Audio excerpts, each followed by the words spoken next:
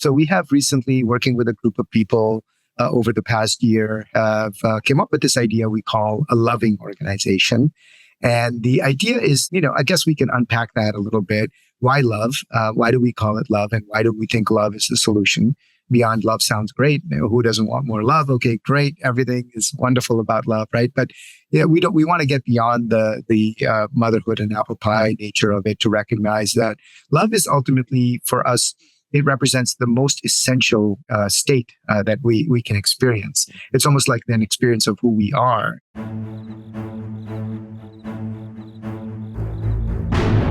Welcome to the Risk Never Sleeps podcast, in which we talk to the folks that are on the front lines delivering and care and protecting patient safety. I am Ed Gaudet, the host of the program, and I'm pleased today to be joined by Apurv Gupta, the Vice President at Premier. Apurv, really great to see you today, and I'm really excited to hear more about your journey. Let's get started with the first question, which is really, tell the listeners about your role and your current organization. Thank you so much, Ed. I really appreciate the chance to be on with you here and talk with you in this unique forum and about a topic that I think hopefully is going to pique the interest of many of our listeners here, right? Something they may not be expecting. But they will love, quote unquote. How's that for a sneak preview? I love that too. So yes, thank you. Ed, it's such a pleasure and honor. So thanks for opening that up with that question. I think it's always helpful to have that background. So I'm an internal medicine physician. I worked as a hospitalist for 20 plus years. I was a medical director of a fairly large hospitalist group out in the East Coast. And then I became chief medical officer at a couple of different community hospitals, also close to Boston. And then finally came into consulting about 10 years ago. With a few different firms, initially with FTI Consulting, then with Navigant, which has recently become Guidehouse, and now I'm with a company called Premier.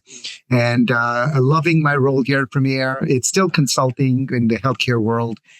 Really, my experience and background is all in quality improvement, performance improvement, operations improvement. So you could say that's really what I do as my day job, is trying to help our clients, which are health systems, hospitals, and physician groups, try to figure out how they can actually improve their performance, improve quality, reduce cost, improve value over time.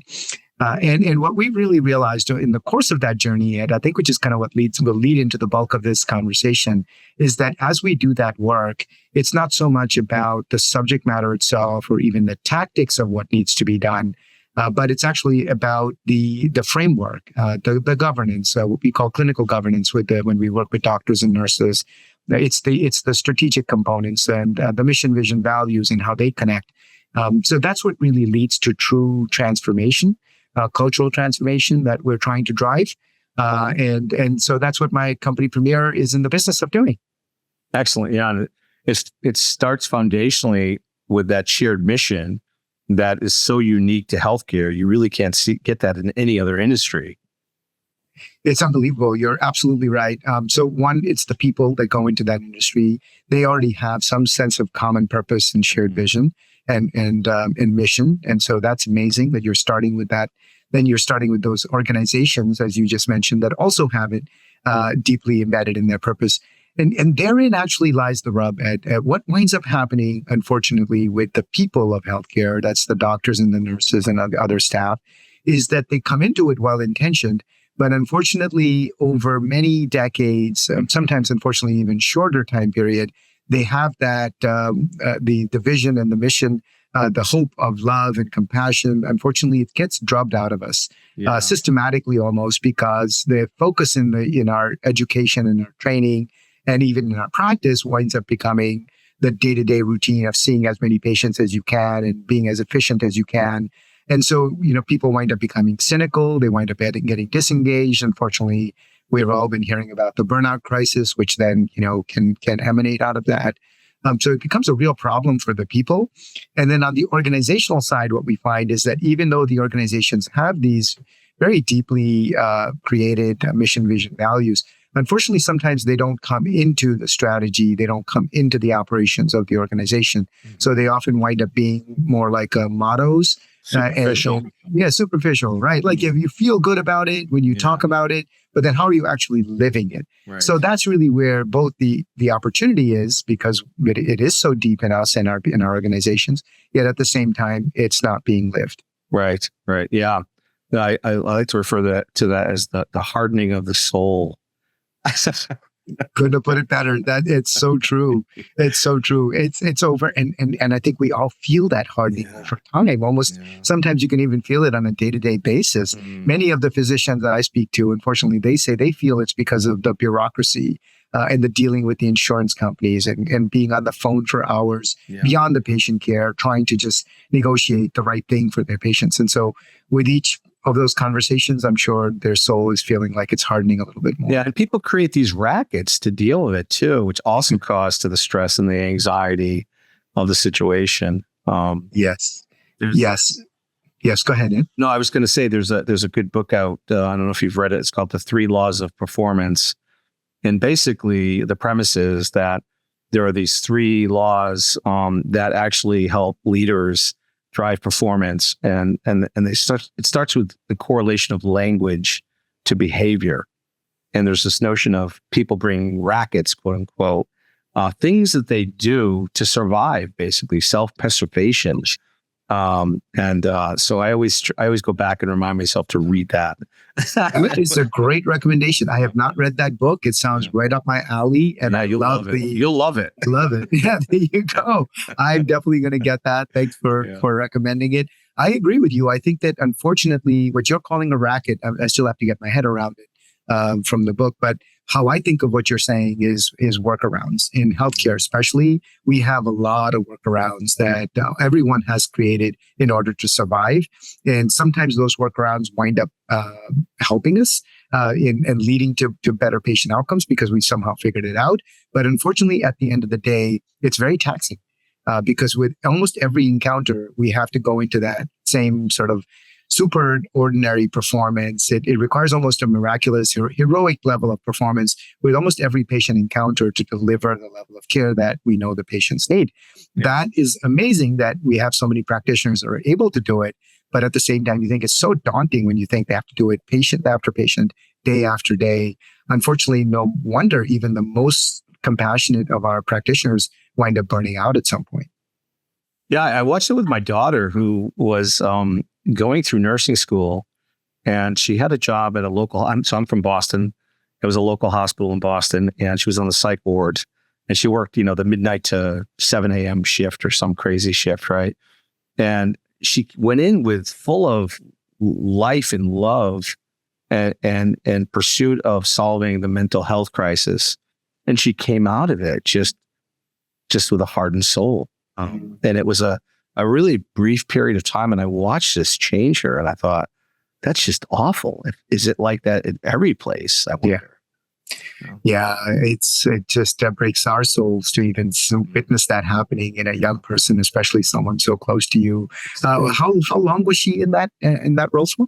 She did it for, I think, about a year and a half, and it totally changed her perspective. And she got out of it, and it's she would have made a great nurse. Like, she's the perfect profile, caring, loving, right?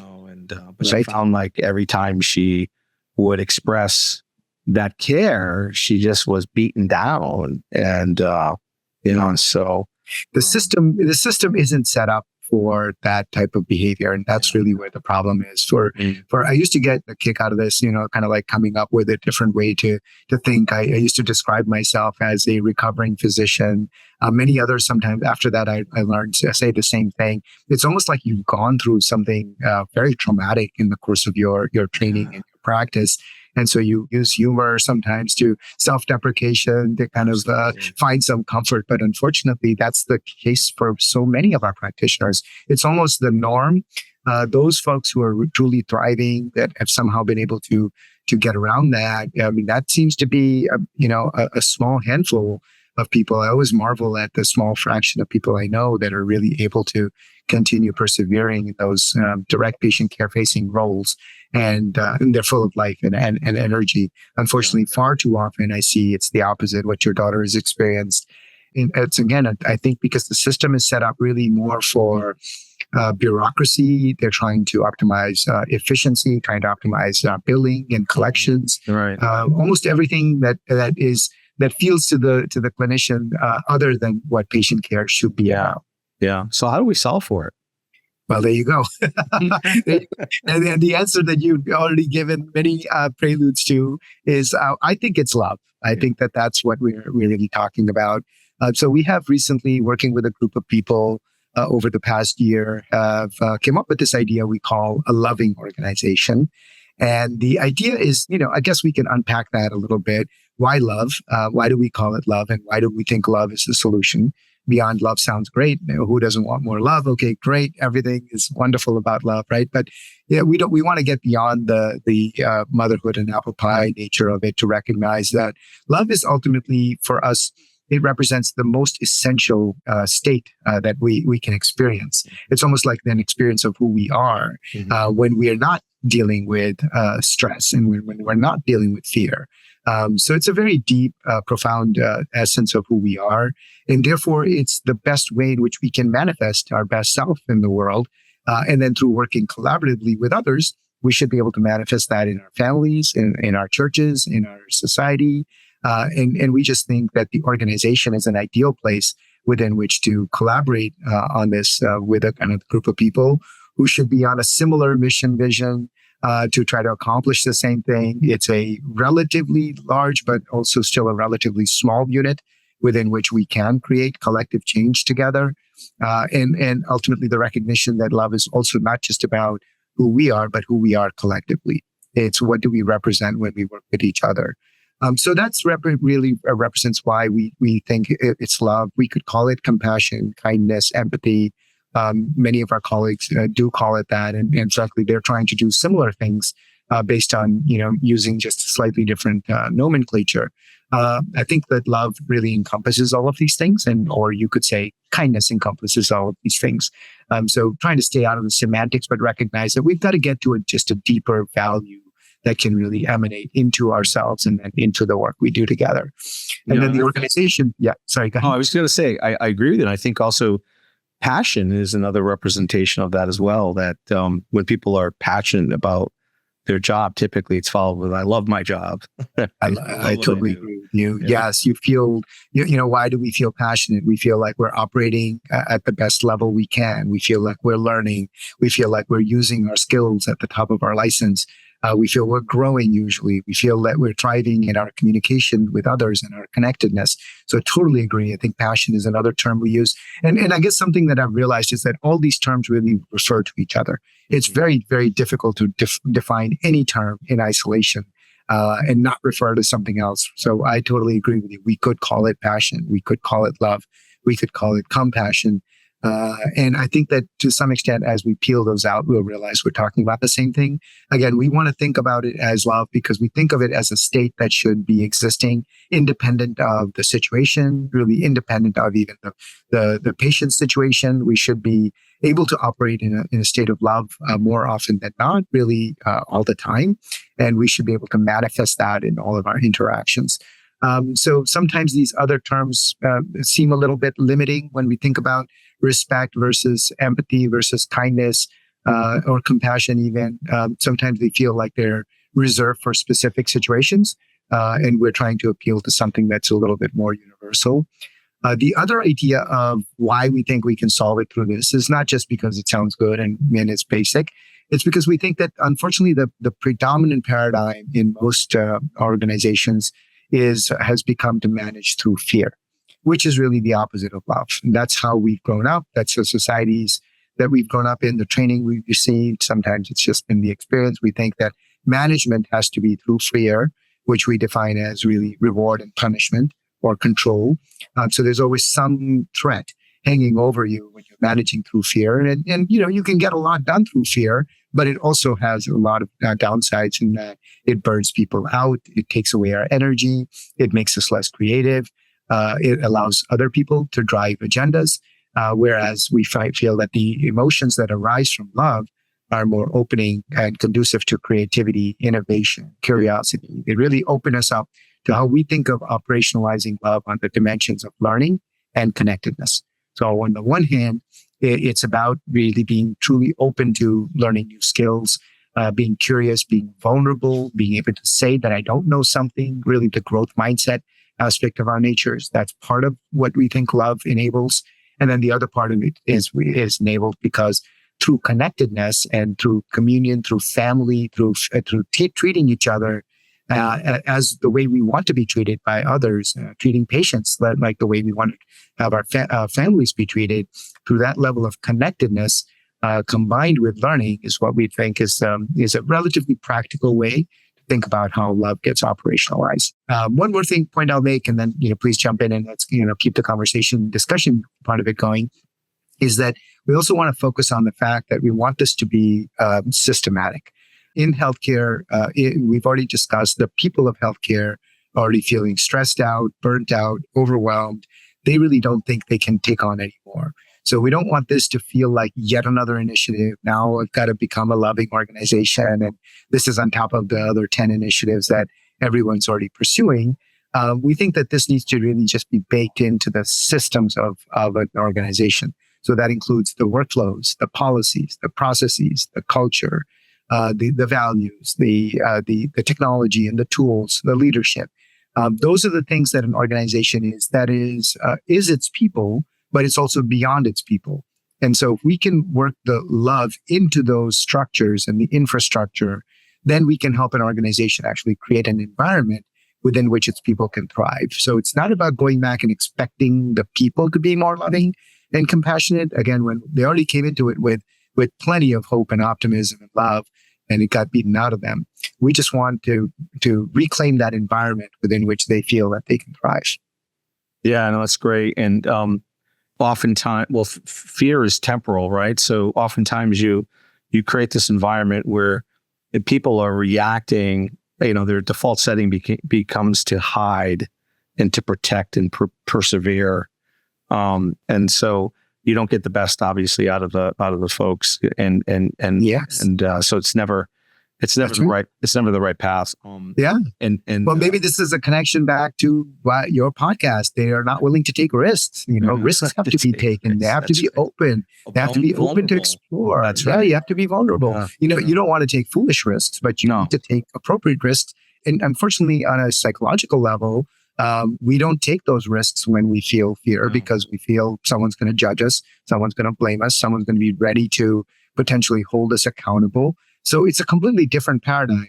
And the good news is that there's a different paradigm possible. It's not just a hope and utopia. We can manage through love as well. Love is an alternate to fear. We just haven't built a lot of loving systems, a lot of loving management systems. So I think that that kind of hopefully connecting it back to your central thesis of risk, hopefully helps our audience also appreciate that there's an appropriate amount of risk that we want our people to be able to take, and love enables that.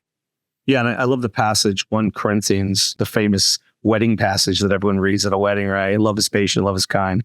But love also protects, and it trusts, and it hopes, right? And it always perseveres. And I love that last piece about love. And if we could, and I think people are born in that state, but I think we learn different behaviors through whatever you call them, rackets or behaviors or whatever, over time to survive, quote unquote. And if you can create a learning organization where they're bringing love back into the conversation, that's the key, right? So how do you do that? Yes. Well, I think you said some incredibly brilliant things. I mean, the passage from 1 Corinthians is amazing to reflect on in that context. The idea of trust is super critical as a foundation to love as well. And many people remind us of that. So it's not to overlook that.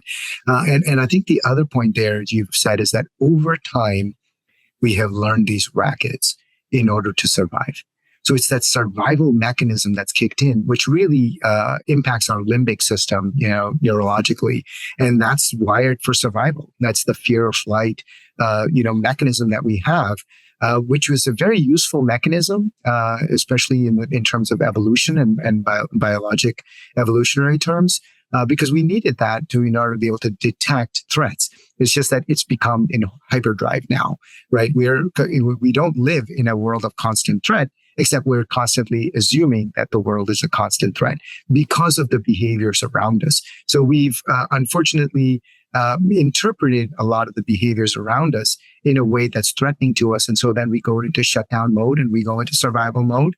And that creates silos, that creates dysfunctionalities, that creates all the negative, the 7 deadly sins that come out of that same thing, that basically the greed and the envy and the anger all ultimately comes down from that shutting down and feeling like I have to protect myself. I have to defend myself. I've got to run away from the situation. I've only got to look out for myself. Love opens up the opposite potential in each of us, both systematically as well as individually. That's the love allows us to actually connect with people, to care for others, to feel like, it's not only about me. Our benefit is in our togetherness. We are united in what we're experiencing. We, particularly in an organizational context, are going through this together.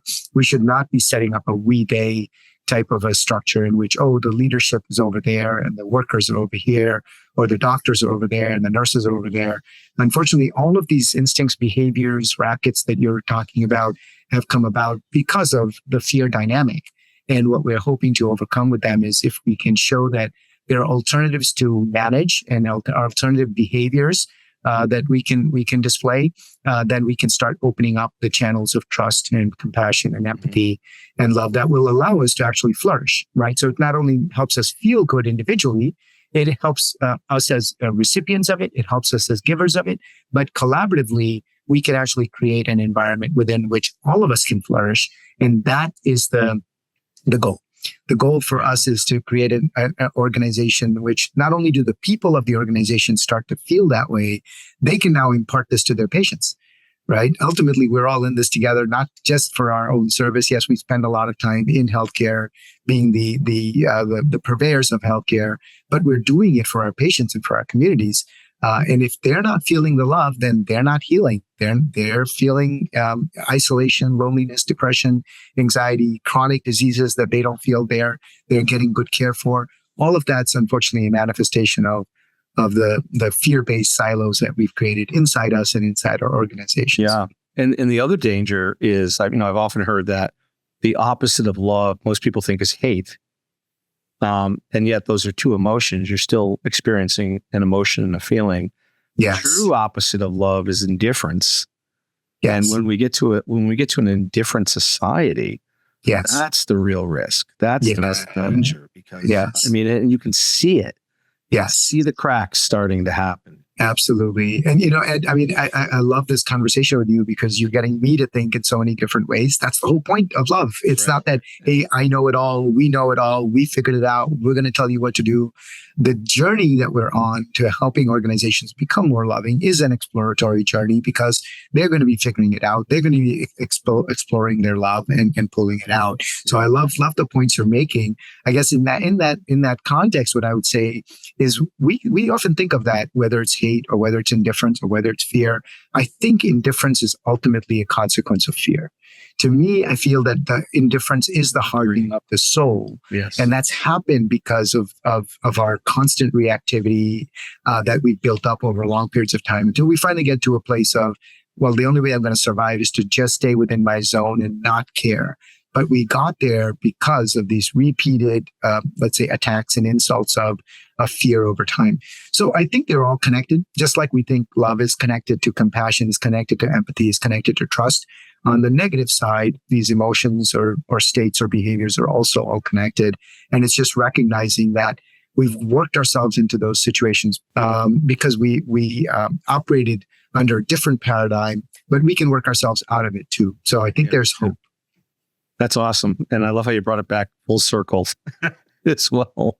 So let's change topics if you don't mind. I'd love to learn more about you. And I see that you may have worked at the hospital that we delivered our second daughter at. Oh, no kidding. Which one is that? Quincy? Were you? Yes, I was at Quincy Medical Center for a couple of years. Okay. Yes. Did you work with a Dr. Rao? Do you remember Dr. Rao there? I think I do. Yes, in fact. Oh my goodness. Yes, not very closely, but yes, I do. What a small world. Delivered our second daughter, Lauren, who just she just got married a couple of weeks ago. So that is brilliant. That's excellent. Well, they closed that hospital, right? Correct. Unfortunately, I was there just before it closed. I think we felt like it was a very loving attempt to try to save the hospital. Yeah. You could really feel it there. Again, I wasn't part of the community. I've always lived in Rhode Island, although I worked at Quincy Medical Center, and before that at Norwood Hospital nearby, before that at Beth Israel in the city. So I've always worked in the Boston region. But I just fell in love with that community because it was a city hospital. It really loved by its residents. A lot of the community worked at that hospital, they really wanted to save it. So for me to be there, actually felt to me like a time of growth and learning for me to understand what it really means to be a community hospital and to feel like we were doing our best to try to save it. Unfortunately, the situation was a little too far gone at that point, and so we had to declare bankruptcy. And that's a long story, which we won't get into. It's still being played out in the press these days. But yes, it's good to know that we had that connection. Interesting. I saw that in your background. So how did you get into healthcare? Yeah, so great question. Actually, my origin story, so to speak. I got into healthcare because way back in the 80s, I was just, didn't really have exposure to a lot of other fields. Young Indian kid. We just recently emigrated to the U.S. My dad was an engineer. And back in those days, if you were coming from that cultural background, you really didn't have an understanding of too much of what was out there so-called in the world. It was either engineering or medicine. Since my dad was an engineer, I said, let me try out this medical thing. It seems kind of cool. And I got accepted into an 8-year medical program here in Rhode Island. And so said, wow, that's great. So I just started on the journey, 17-year-old kid. What do I really know? I didn't have, unfortunately, too much exposure or refinement in my thinking. Probably somewhere deep inside, I felt like I wanted to help society in some way, but also that was pretty ill-formed concepts at that stage. It's over the course of that 8-year program that I really feel like I started to get out of my math science background and my early cultural upbringing. And I actually started to explore public health through the influence of some really good friends of mine who were really interested in community health and public health, started doing some projects in that space. It ultimately led me to take a year off between 3rd and 4th year of medical school. And I did a master's in public health. And that just, lit up my world. I literally felt like I was on fire. I was like, wow, this is what I want to do. Because I was learning things about healthcare leadership and management. I was learning about evidence-based medicine, disease management, and systems-based care. That's when I said, wow, this is something totally different. I've never been exposed to this, but I feel like this is who I am. It's my first chance to really explore that.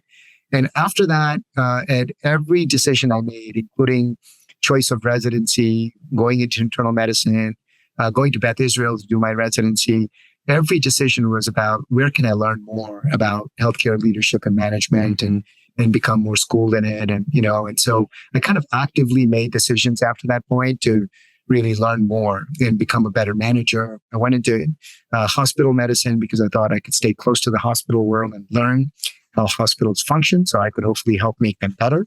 I was a hospitalist for a long time, and then I was an administrator.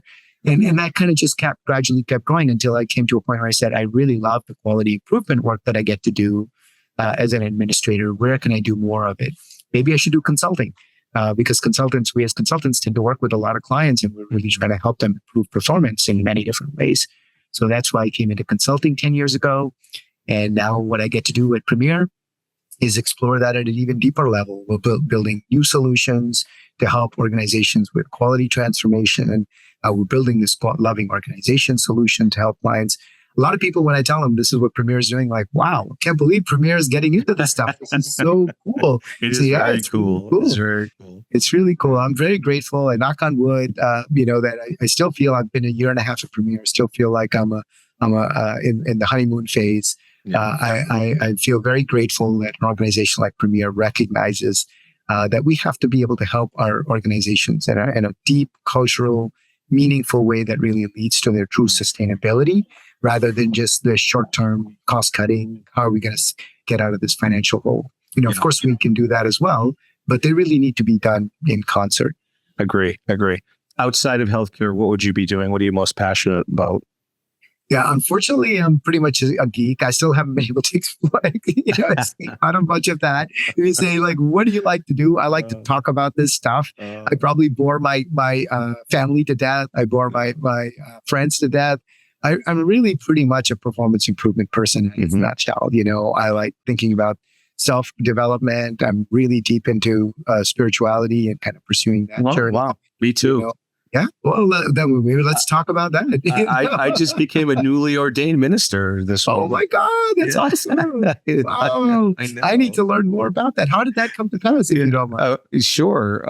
So my nephew is getting married, and he asked me to officiate. So. Oh my goodness, that's amazing! I have 3 daughters, so he and his brother are surrogate sons for me, and that is so terrific. Wonderful. Yeah, he's a terrific. Well, your audience may not want us to go into this space, but I would love to go into this space with you. I'm in Rhode Island. You're in Boston. I'll have you back on the show, but I'm also a poet. I don't know if me too. Oh, are you? Goodness. Oh wow! Yes. Yeah, I've published. I'll have to send you some stuff. Yes. I am not published. I'm just a self poet, but I would love to share that. Yeah, last year I joined a local group. Friday night readings, whatever, and they had this round robin where you could actually read your stuff. And I'd never done it before.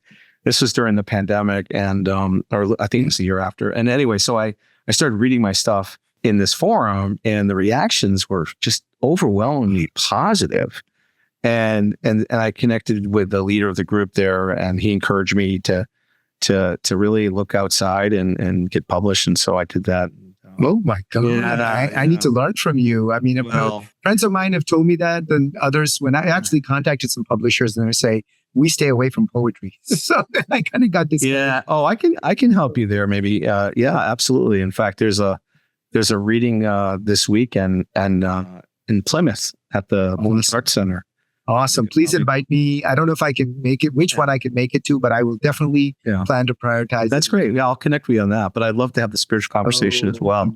Very good. I'll say you open the door. So if you could go back in time and tell your 20-year-old self anything, what would it be? Yeah, I think I would tell my 20-year-old self some of what we're talking about today. One of the things that got me on the spiritual journey, I happened to be transitioning from one job to another. Actually, I was already at Navigant, but I was an independent contractor, and then they hired me full-time. And wouldn't you know it, as soon as they hired me full-time, all the amazing projects we were working on as a independent contractor suddenly either finished or they just dried up. And now here I am fully employed, but there's literally no work to be done. I was on the beach right away, right? So I had time on my hands. It was almost my own kind of a sabbatical. Mm-hmm. So I started reading. And one of the first books I picked up was a book called Mindset by Dweck. Amazing book. It's always, when someone asks me for a book recommendation, it's always the first book that's on my mind. I read it. My wife had been trying to get me to read it for a couple of years, and I said, no, thanks. I don't need it. I've already got, the book is about growth mindset versus fixed mindset. And I said, I already have growth mindset. I was so arrogant and full of myself, and I already got it. So, I don't need to read it. Then I picked it up and I was blown away, because when I did the rubric in the book, that's a 6-point rubric, I said, oh my God, I've always thought of myself as a growth-oriented person, but I'm only 3 out of 6. Oof. This is crazy. And that just popped me open. So that's when my spiritual journey really began. It was September 2017, because literally everything I was reading in that book was just going inside me and changing me as I was reading it. And I was becoming growth mindset just through the reading of that book. It really opened me up. And so if I were to go back and talk to my 20-year-old self, I would say, be a growth mindset oriented person. And that's, it is about learning, but it's about learning in a different way. It's about learning in a way that's not about judgment. It's not about, it's really about putting in the effort, not trying to get to where you need to get to as fast as possible. Yeah. Appreciating the journey. So that's what growth mindset teaches you. Before that, actually, I've done a lot of different things. I think I'd achieved some success in a few different areas, but I really was living more of what I call the American dream, which is live for the weekends, try to enjoy yourself, relax and have a good time. And so to me, that felt like what I was trying to do. once I read the book, I realized, oh my God, it's actually about the effort. And I started actually appreciating the effort then. And I started, finding that to be more enjoyable. So it was a shift in perspective for me that allowed me to then, I feel, get deeper meaning out of life and get a deeper engagement with my work and deeper. And so that's your family, probably, I'm sure, too. And yes, I hope so. My son definitely got into growth mindset. I think my daughter probably to some extent, definitely my wife. And then it spread, of course, as you can tell, I'm a geeky guy, so I pretty much talk about this all the time. I love it. But, to me, it was the doorway to spirituality. It really brought me to the place where a math science kind of a relative atheist like me, agnostic, if no better at that time, I would have never entered into this if it wasn't through the pathway of psychology. It was positive psychology. And then I started reading about biology and neuroanatomy and how all the sciences were kind of coming to the same place, neuroplasticity. And that finally brought me to some of the religious texts like the Gita in Hinduism and the Bible and others. And but it took me a while to get there because again, my math science brain wouldn't have allowed me to get there. So that's why I feel like for people like me who are so, left-brained and math science oriented, positive psychology just turned out to be an amazing, way to approach this. No, it's the real deal. Have you read the Project 369? I have not. No. What is that about? It's about manifestation. Wow. Awesome. Oh my God. You'll have to check that out. Yeah. Project 369. Excellent. Would you mind texting me those? I'll send you those. Yeah, I'll send you those. Yeah, please do. Yeah. And likewise, if you could just send me the mindset too. And I'll send you some poems as well if you're interested. I love it. Please do. Please do. Yeah. Thank you. Yeah, this is terrific. All right. I'd be remiss if I didn't ask you this question. This is a Risk Never Sleeps podcast. What's the riskiest thing you've ever done? Well, that's interesting. Probably my friends would say many things, but back when I was just out of residency, still relatively young, didn't have a family at that time. This was back in the late 90s. That was the internet heyday. And I just learned about the internet, mind you, just like a year before. Mm-hmm. But I said, wow, we're working on some really cool stuff in the area of disease management, things that it felt like, we're on the cutting edge of population health. Why don't I try my hand at actually commercializing some of these? So I left the world of medicine. And for almost 3 years, I was doing my own thing as an entrepreneur and really took a big leap of faith without any preparation. I mean, I'm really not I am a management person. I always appreciated management, but I'm not an entrepreneur. I know that now after many, many, many failed attempts at entrepreneurship. I will probably still keep trying because I love entrepreneurship. Yeah. But that was a big risk because I wasn't making any money and I just jumped in, and obviously the opportunity cost. When I got married, I had no savings, so it was challenging, but I loved it. Again, it taught me that you can take risks. I think it's through the risks that we learn and we grow. Of course, you want those risks to be wise risks, risks that you're not just taking risks for the sake of taking risks, but, you're doing it in a way that you're exposing yourself to more learning and growth. No, that's great. And second to last question, you're on a desert island. You can take 5 movies or 5 record albums. What would you bring? Wow.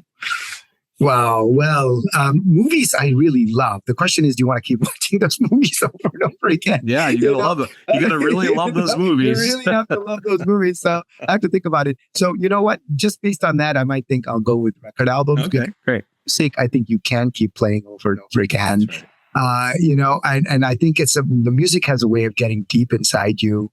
And there's some devotional music that I've recently gotten into. I could probably listen to that endlessly. It has a way of calming you down. And, it's kind of like chants. It's Hindu devotional music. So, Hindu. Okay. Yeah. But, that music really has a way of grounding me and centering me. It's almost meditative to that effect.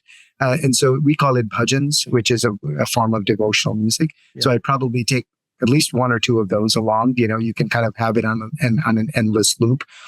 Something else that I've recently gotten exposed to, a friend of mine, he plays the sitar, and only through him I got to appreciate the profound spiritual kind of elevating nature of that. It's Indian classical music, really, sitar, tabla.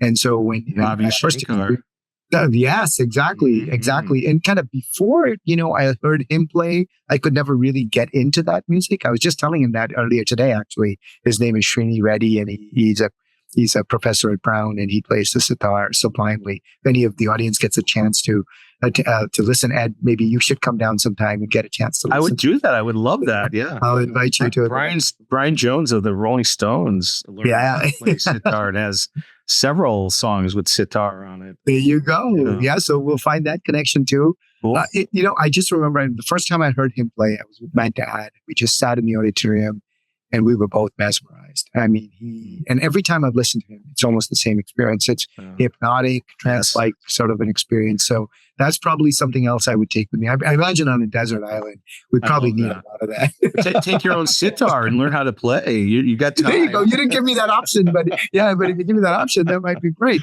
You're going to use your right brain for that. You were following the rules, see? Exactly. I know, that's right. Oh, really good. Last question. What advice would you give to the students coming out of graduating now and looking to break into healthcare or into IT or cybersecurity or any of those professions? Yeah, I love that question too.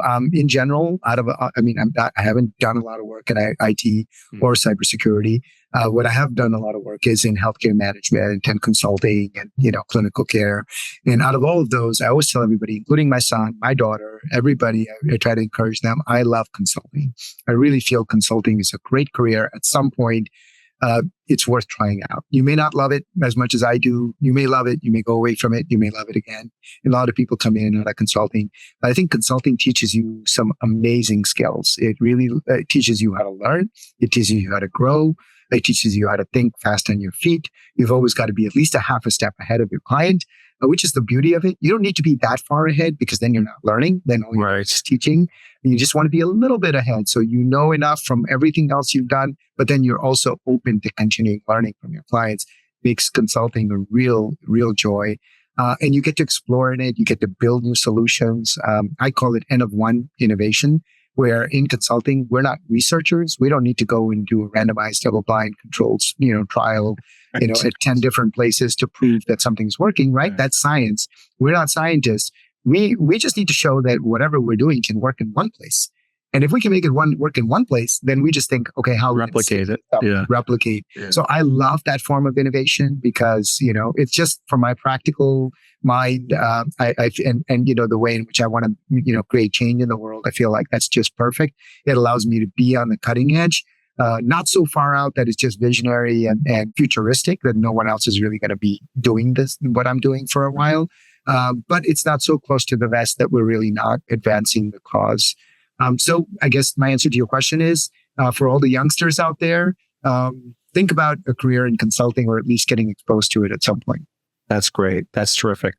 Apurv, thank you so much for your time. I appreciate you. This has been terrific, and I'm sure I'm going to follow up on it spiritual. We can share each other's journey there.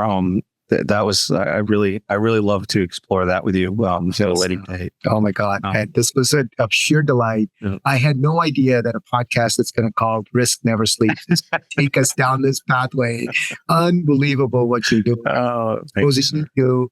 I'm looking forward to reading the books you recommended and the poems you're going to send me. I will follow. We're going to talk more about. Yes, we are. Excellent. This is Ed Gaudet. I found a new friend now. So you did. Yes, you did.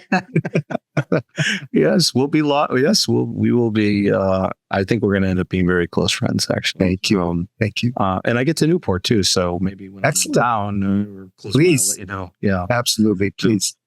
All right. Well, this is Ed Gaudet from the Risk Never Sleeps podcast, and remember, if you're on the front lines protecting patient safety and delivering patient care, stay vigilant because risk never sleeps.